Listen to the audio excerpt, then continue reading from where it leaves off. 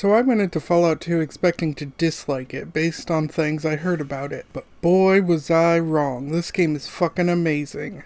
Mostly. Now it runs on the same engine as the first, but some things have been cleaned up. Not only can you toggle through numbers faster, but I didn't have nearly as much friendly fire. You can also push people out of your way so you don't need to get stuck, which was super needed. And those particular things really made me enjoy the game a lot more. I think I've gotten used to its turn-based isometric style, and I don't dislike it nearly as much as I did before. I guess I didn't dislike it before, but this particular time I found myself enjoying it more. Weirdly enough, we don't use caps anymore as currency, and it's coin now.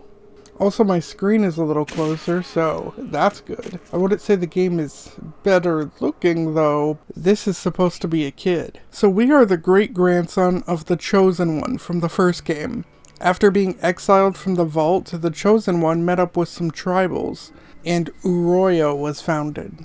Now, Uroyo is a tiny village, and you are currently taking a test to see if you are ready for a mission. The test involves punching large ants, or more accurately, missing attacks over and over again. If you want to get through this part easier, you can add some hand-to-hand, but as for me, I didn't have that when I created this character, and I really didn't enjoy this part. At the end of the quest, you get your great-grandfather's old vault suit. Now, the old vault dweller isn't here. He might be dead or gone, I'm not sure, but he isn't here. And we communicate with the village elder who tells us that our people are starving really badly. And we need to find a GECK, which stands for Garden of Eden Creation Kit. It'll help us build a flourishing land in which we can eat. Now, she knows vaults have them, but she doesn't know where the vaults are or which vaults have them. She also says to find a man named Vic, and he can help us. And with that, we are sent off to find a GECK. The first town we come to is called Klamath. It's a very tiny town, but it will help you figure out what you can and can't do. Now, just like in Morrowind, I recommend grabbing everything you see from all the shelves to sell. Also, there are kids now, and you can kill them, but obviously people don't like when you do that. This town also has my first companion. I don't got a lot to say about him though, because he died super quick. And unlike in the first game, I just decided that I'm more of a lone wolf in this one, and if my companion dies, I'm just gonna consider them dead. So basically like permadeath. It was a different way to play, but it becomes tedious taking care of companions with bad AI who you can't control and never seem to be cautious. The other thing that I liked that might have been in the first game, I'm not sure, but I didn't realize till this one, is you can blow up doors with your bombs if your lockpick's too low. Now this only works sometimes, and many of the doors you can't, but at least some of them you can, so that's cool. After wasting time and killing large mutated geckos, we are ready to move on. But while traveling to another city, we happen to run into a giant mutant with power armor, and with other men in power armor just slaughtering people. This is Frank Horrigan, our main villain. He walks off, leaving us to wonder how the hell we're gonna beat him if we can barely handle geckos. This random encounter is super cool. It never happens again, but it was still cool to see our enemy and how strong he is from the get-go. At the den, we find Vic. He's been captured by a group of slavers. Now, I died a few times here till I got better armor, and I can't stress enough how much more important weapon and ammo upgrades are than level ups. It is weird. Like, yeah, it can be that way with many other games, but these early Fallouts, I'd rather have new gear than 3 or 4 level ups. It's that much of a game changer. After we got new gear, I just fucking slaughter the slavers and save Vic. Vic is just an older man who is honestly in no shape to be fighting with us, but he joins us as a companion. I will say the companions here are a little better than Fallout 1. They at least feel like characters, and I can tell you multiple things about each one I recruited. I cannot do that with Fallout 1 companions. Now, the town of MODOK, I don't got a lot to say about, because I was struggling a bit with combat and decided to try to kill the whole town for XP just to see if I could. Turns out you can, and from there I moved to Vault City, and it's here where I can finally start trading for a lot of stuff I actually want. This town is far more plentiful and better off than the other towns. Well, I guess depending on who you are, slavery's still a big thing. There's also an outside courtyard where the poor live, and an inside city where the citizens live. Now, Vault City is the result of everything going well with Vault-Tec's vaults. They came from a vault that's still running and accessible. They used their Gek to make a civilization right outside their vault, and they have grown and prospered. But it still has its issues. Like this bitch. Why do we condone slavery? The system has been in place for many years, and it works quite well. Both parties benefit from the institution. They are not slaves, they are our servants. We have given them homes, food, clothing, and a purpose. We have given them a life. I believe it is time you left. One of its issues is a nearby town of ghouls, who are letting radiation spread from their power plant, so she wants us to kill them all. But before we leave, we meet Vic's daughter, which is kinda neat, but sadly Vic gets himself killed shortly later, so I guess it was good we saw her now. Now Gekko's a town with a nuclear power plant that is leaking. So we go into the reactor and eventually get the part we need to stop the radiation leak, meaning no more radiation leak.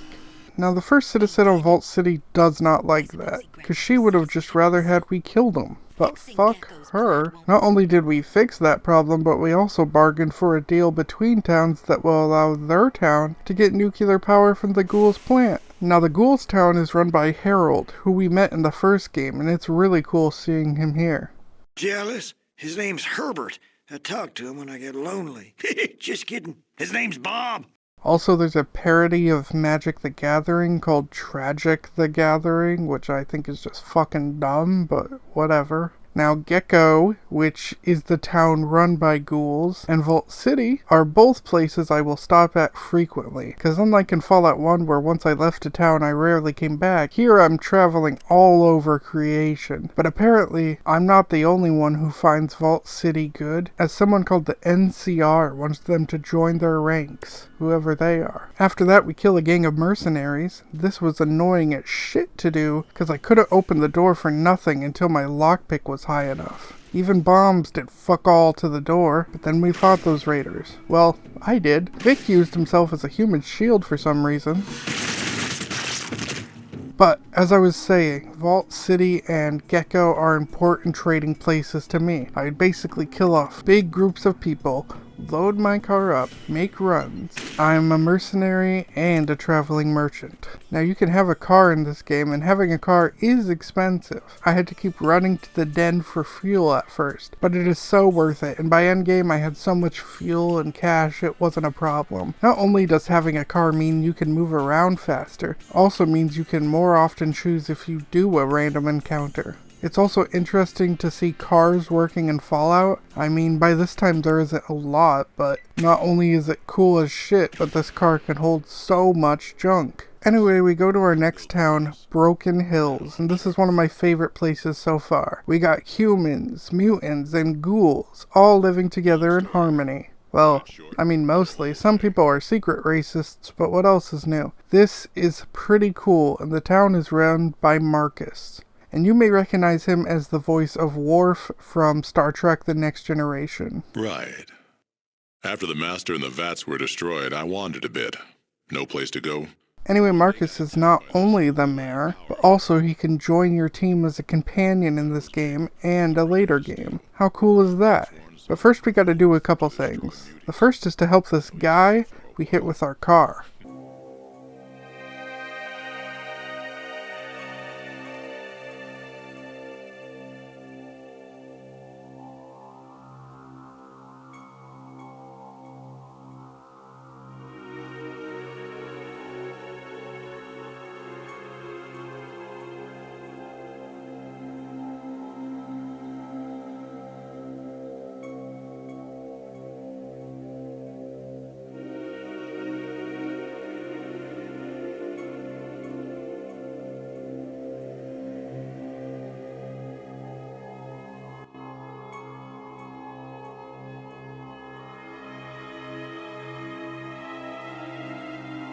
After that, we have multiple quests of needing to find bodies, and all of them are complete when we find all of those bodies together. And with that, Marcus joins us. But first, we play chess against a scorpion, and we do seeing eye tests with a scorpion, and a lockpick challenge with a scorpion. This is really silly, which leads to my biggest complaint about Fallout 2. It is tonally weird. Well, Fallout has always been silly and dark. I felt the first game handled it better than the second.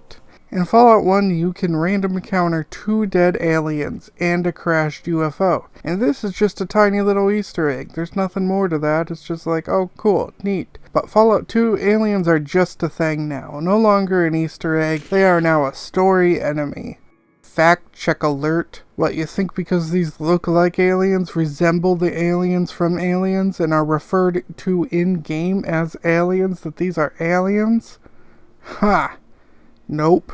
Wanamingos are actually radiated monsters. Silly me. Fallout also has some pop culture references, but implemented them better, and Fallout 2 has way too many references. And while I do like Fallout 2 better for some of the gameplay fixes and unique story elements, I think Fallout 1 was far better with its tone. And you can make serious and silly work together. I think the Fallout show nailed it, I just think Fallout 2 needed some tone work. This next tone is called Redding, and basically we get handed a badge and become the law and have to go after criminals and such. And after we end up killing the last guy for the quest, his brothers will now show up angry and want to kill you as part of random encounters, and I think that's pretty neat. In fact, I've never been a guy who likes random encounters, but the way classic Fallout games handle it, I do actually kind of like it, and I think it's always cool. Now, this next town is my favorite, and it's a weird one compared to the others. This is the town of New Reno, where everything is sex, crime, and gambling. Crime-wise, you got 4 mob families fighting for control, and you can do jobs for them. I ended up doing work for one family before I jumped ship to another. There was also a mission where someone stole my car and took it to a chop shop, so I tracked them fuckers down and I got my car back.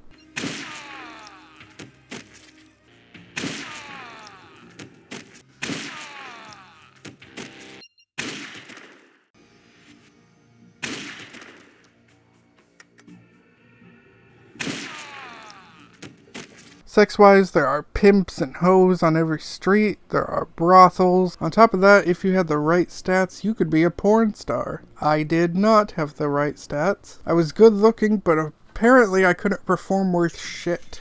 I should have picked up the Karma Sutra perk, which no, isn't a joke, that is a perk. Hell, this place also has condoms everywhere, and you can get an STD, which is just being poisoned, but still, what a wild time. And then gambling-wise, there's tons of casinos, which I didn't use at all, but I did do boxing, in which I did alright. I got my ass kicked and my ear bit, and wasn't given the option to rematch later, but I did okay. I will say, all of this is cool, and there's a lot to do in this city. However, boxing, pimps, mobsters aren't really what I think about when I think Fallout, but it doesn't not fit, I guess, and this town is fun enough that it's hard to complain. Now, while I started with one crime family, I ended up with the Wright family.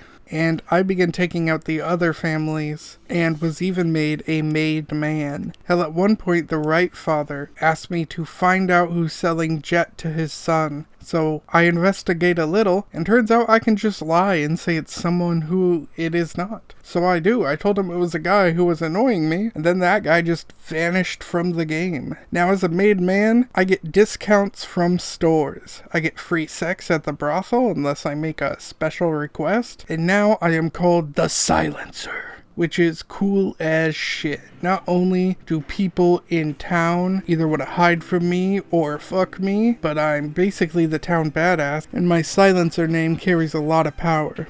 So one family I just fucking went in and killed no problem. Second family I fought from far away, and they made the mistake of accidentally shooting one of the sex workers, and that made all the pimps and hoes start fighting with me against the family, and it was a bloodbath. Only problem with this was it took generations to get my next turn. Then I went to the stables, which is this place that is both a work camp and a human trafficking place, and I fucking killed the guards and let everyone free, and I also killed this annoying fuck. Who are you? And how the hell did you get in here? So, who are you? Spill it or I'll have the guards beat it out of you. I then come on back and had an unfair rematch with the boxer who beat me. And then I used dynamite to blow up groups of people until all the families except the Wrights were dead. And then I would haul that loot to Vault City, sell shit, come back, kick ass, and rinse repeat. Being this silencer guy felt really fucking cool. I fell in love with the section. And when my boss told me of an army base that might have supplies, he wanted me to clear it out for him. Now you might be thinking, hey, aren't you supposed to get a Gek? Well, the game constantly reminds me of that too, but it doesn't matter how fast or slow you do it, there is no time limit like in the first game, so I actually take my time in these cities. Now the army base is surrounded by turrets and tons of dead bodies, because if you get too close... So what we end up doing here is using a sniper rifle we found there, and we long range shoot their ass out of their target range so they can't hit us back. Now this area I didn't like too much. It's not bad per se, it's just a bit more puzzly than I like, although some things are cool, like using this eyeball on a retinal scanner. But again, complaining, the pop culture references are barely hidden here, and we got a computer literally named Skynet. Anyway, our next place is the NCR, the New California Republic. This is the place that is trying to get both Vault City and New Reno to become part of it. And I can say one good thing about the NCR off the bat, they don't allow slavery. There are slavers right outside the city, but not in it. And since they're right outside the city, I don't see me killing all of them and freeing the slaves as a crime. They weren't expecting the silencer to roll up on them, no sir. Now the NCR is the first town I've seen with an actual police force. I mean, sure, the others got a sheriff or something, but it's more of a ragtag group of guys. These guys, the NCR, have uniforms and everything. It's got laws, and it's even more civilized than Vault City. This not only becomes one of my trading hubs, but I also get to meet the president of the NCR, and it's Tandy from the first game. Only she's, you know, much older, as I'm the character from the first game's great-grandchild. You're serious, aren't you? If we're talking about the same person, he saved my life. Then vanished. When I start thinking it was only a dream, I go look at the statue out front. That's right, for scaring off the raiders. They kept clear of Shady Sands afterwards, and we got time to get ourselves set up. We made him a hero, even if we didn't believe a word about him coming from Vault 13. She wants us to kick out some people who have been living in a broken down vault. Vault 15. She needs parts from the vault for the NCR. And yes, it's the Vault 15 from the first game, which means that Shady Sands from the first game, that super tiny town we start out at, it's now the NCR. A lot has changed in the years. As for the squatters at Vault 15, they apparently live outside it, and their leader and his men are getting the vault nice and fixed up and ready for them to come live there. So they don't want to leave, they got a good thing going, plus they don't have the survival skills to leave. Here's the thing though, they have never been in the vault. Their leader is the only one who's been in it, and it turns out he has been lying to these people the whole time and doesn't give a shit about them. While talking to a woman named Rebecca, she says her daughter Chrissy has gone missing. Well, we end up finding Chrissy and seeing the horrors of these people who claim to want to help the squatters. See, they have taken Chrissy and they are holy shit, I was not gonna stand for that. I kill them and I save her, but the poor girl is scared that I'm here to do shit to her too, and I managed to convince her that I'm not, and to take her back to her mother, but holy shit, that took a dark turn. These guys are fucking disgusting, and it's time for them to be silenced.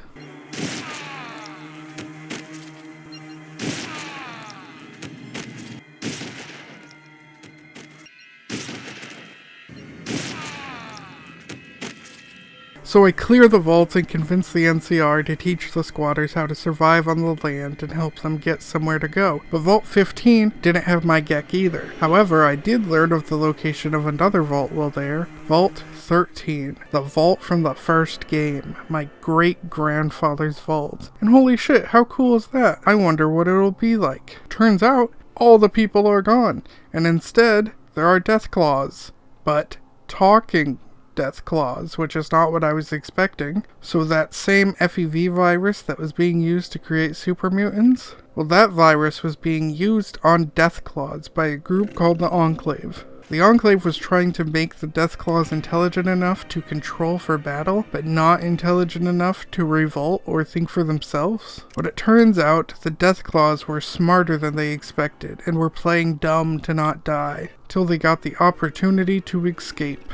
Now they hide here in this vault with other people who will keep their secret. And as for the people who used to live in Vault 13, the Enclave killed some and took the rest. And we've met this Enclave before. If you recall, Frank Horrigan, the super tall super mutant in power armor who slaughtered people, he is part of the Enclave. Well, this is bad news. However, there is good news. We find a water chip. If only it was that simple years ago. Now, but we did find the GECK, and we are able to return to our people with the GECK. It has been a couple years, but we finally found it. Now, the Deathclaws have different levels of intelligence, and we meet a smart one named Gorus, who I almost missed, cause what the hell am I supposed to think this is? Apparently it's a Deathclaw in robes, and he joins our party, and when he fights he fucking tears off those robes and goes straight to attacking with his claws. And the second it's over, those robes go back on. He's cool as fuck, what a great companion. So we start heading back home, and we see gross as centaurs, and then we finally make it home. And it turns out we were too late. The Enclave has came.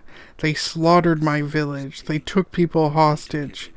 And they can fucking fly in helicopters and shit and have power armor and just easily won the fight. And I'm like, oh shit. I need to take the fight there and see if I have any people left. But Gorus is like, hey homie, I got a really bad feeling that the Enclave's gonna attack my people too. So he dips and we follow close behind, and yeah, he was fucking right. Frank motherfucking Horrigan not only killed all the people and Deathclaws living in 13, but he killed Gorus's father.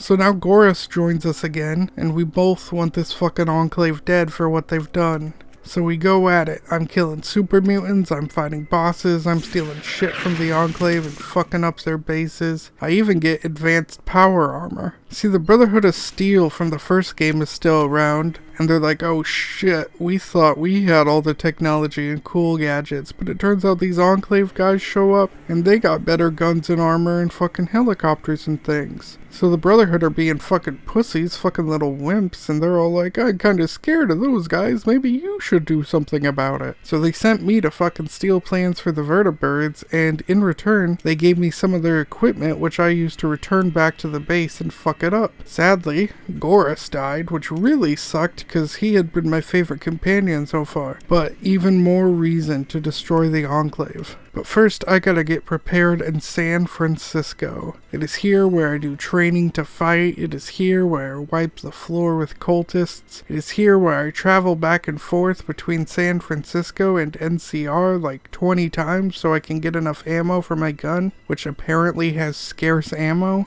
I then break a quest and panic that I'm gonna have to restart the whole game. And then the quest fixes itself after like an hour of me panicking and trying to find solutions, and at last I get on a big boat going out to sail to the oil rig where the Enclave is holding the prisoners hostage. And no playing around, I'm gonna fucking kill them all. Except I touched this computer at the beginning of the oil rig, which apparently locks me out of important things, making the game far harder and making Frank Horrigan and his band of turrets fucking kill my ass easily. And this is fucking stupid, because touching everything is what you do in these games, so how was I supposed to know? Did not fucking touch this computer yet. Anyway, I reload, I do all that shit over again without touching this computer until I find the Vault 13 people and my people, my elder's still alive, and I inform her I'm here to rescue her. I then meet the president of the Enclave. Basically, the Enclave was made long ago before the bombs dropped, and they want to wipe us all out. They claim we are mutants. Now you may say, wait a second. We aren't mutants though. We've already seen the other mutants. And see, he disagrees. Even though we may look human, he claims that the radiation exposure of living in the wasteland has changed our genes and that we are mutants now. And that only these group of people, the Enclave, are the pure-gened ones. The only pure, true Americans are the Enclave, but everyone living in America are mutants now and need to be destroyed. The vaults were set up to test humanity. Some had not enough food synthesizers. Others had only men in them. Yet others were designed to open after only 6 months. They each had a unique set of circumstances designed to test the occupants. Vault 13 was a special case. It was supposed to remain closed until the subjects were needed. Vault 13 was, in scientific parlance, a control group.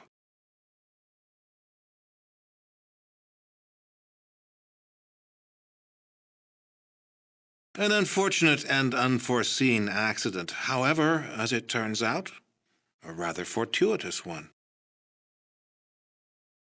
As it turns out, we needed test subjects from untainted pre-war human stock, your ancestors in Vault 13, and some freshly mutated stock, the villagers from Arroyo. For the project, it's almost ready. Humanity's salvation is almost at hand, and the United States of America will be the progenitor of that rebirth. The only way for true humans and democracy to be safe is to cleanse the mutants from the globe. We humans will take back that which is rightfully ours. Yes, the FEV virus. It was originally developed to turn soldiers into super warriors, but it failed. The warriors were tough and strong, but far too stupid. However, our brilliant chemical core altered it to turn it into a staggeringly effective killer. Any humanoid that isn't inoculated against its effects before its release will die. That is the project. Humans will sacrifice their lives for the return of humanity. Humans will prevail. Oh, I don't relish this decision. If there was another way, but there isn't. No price is too high for the survival of the human race. If you were human, you'd feel the same way. Yes. I do. Even killing me won't help you. There's nothing you can do to stop the release. So naturally, we kill him and stop the Enclave from their evil plans, and face off against Frank Horrigan one more time. But this time I can access the computer and turn the turrets on my side, which makes this fight so much more manageable.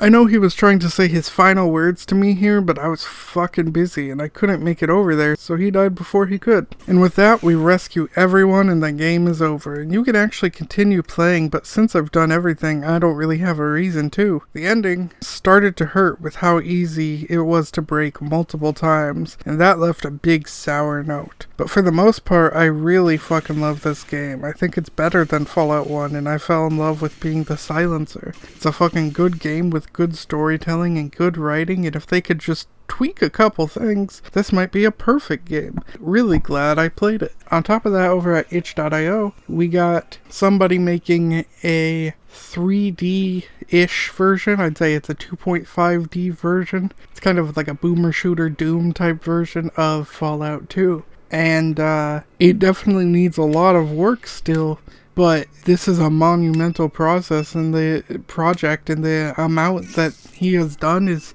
crazy, and it's worth checking out.